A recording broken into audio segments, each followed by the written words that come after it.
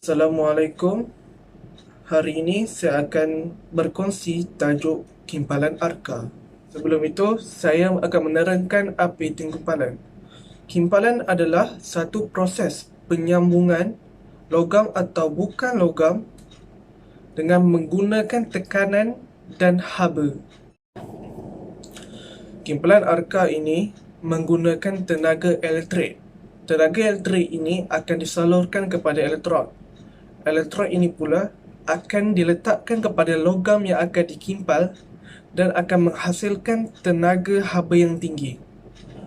Tenaga haba ini akan mencairkan elektrod dan besi bahan kerja. Apabila ia cair dan melebur, akan terjadinya sambungan, dan sambungan ini kita akan memanggilnya sebagai kimpalan. Sebelum kita melakukan kerja-kerja kimpalan, kita perlu memakai pakaian keselamatan. Pertama adalah apron. Kedua adalah sarung tangan. Ketiga adalah goggle. Keempat adalah pelindung muka. Kelima adalah kasut keselamatan.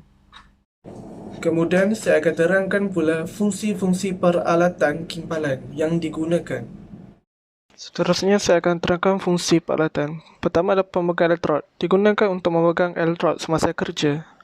Kedua adalah elektrod. Elektrod adalah satu dawai atau batang elektrod digunakan untuk mengalirkan tenaga elektrik. Ketiga adalah pemegang benda kerja. Pemegang benda kerja ini diletakkan pada meja benda kerja sebagai pengalir elektrik daripada mesin kimpalan arka. Mesin kimpalan arka merupakan alat ubah perendah, iaitu mengubah dari voltan tinggi ke voltan rendah untuk menghasilkan arus elektrik.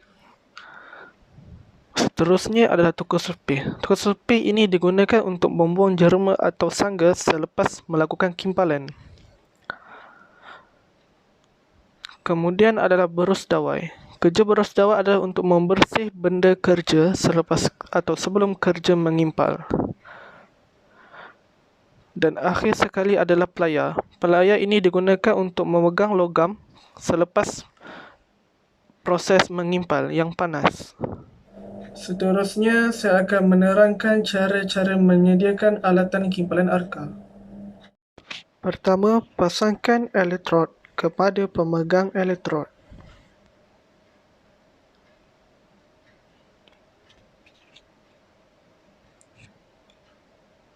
Kemudian, pasangkan pemegang benda kerja kepada meja kimpalan. Seterusnya, sambung wayar pemegang elektrod kepada mesin kimpalan. Selaraskan nilai voltan yang diperlukan untuk kerja-kerja mengimpal. Seterusnya, saya akan menerangkan cara-cara memulakan kimpalan arka. Kimpalan arka menggunakan dua cara. Pertama, menggunakan kaedah menggores, dan kedua adalah menggunakan kaedah mengetuk. Gores di atas plat lain yang kita tidak perlukan, sehingga keluarnya percikan api dan nyalaan di hujung elektrod. Kemudian baru kita pindahkan ke atas bahan kerja yang kita ingin gunakan.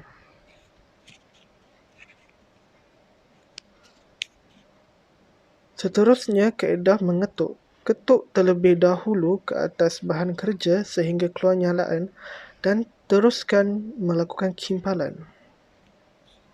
Seterusnya, saya akan menerangkan kaedah-kaedah mengimpal.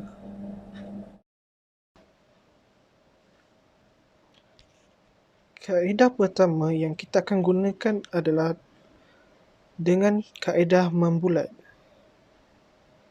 Buat bulatan dan tarik ke bawah secara perlahan-lahan. Kawal kadar pernafasan ketika melakukan kerja-kerja mengimpal.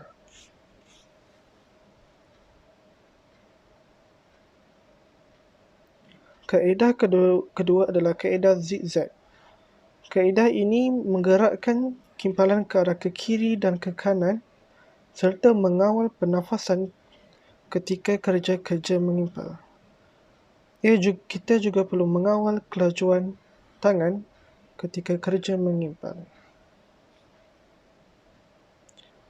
Dan akhir sekali adalah untuk pemula adalah menarik sahaja ke bawah secara perlahan-lahan. Seterusnya adalah cara menyambung arka yang terputus. Mulakan 15 mm daripada hujung yang terputus, tarik ke kimpalan asal dan teruskan mengimpal. Kaedah mematikan arka dengan menaikkan elektrod sedikit, kemudian memusingkan elektrod tersebut.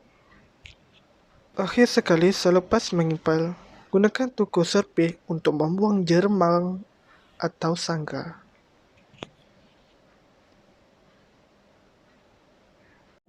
Itu sahaja perkongsian daripada saya tentang kimpalan arka. Sekian, terima kasih.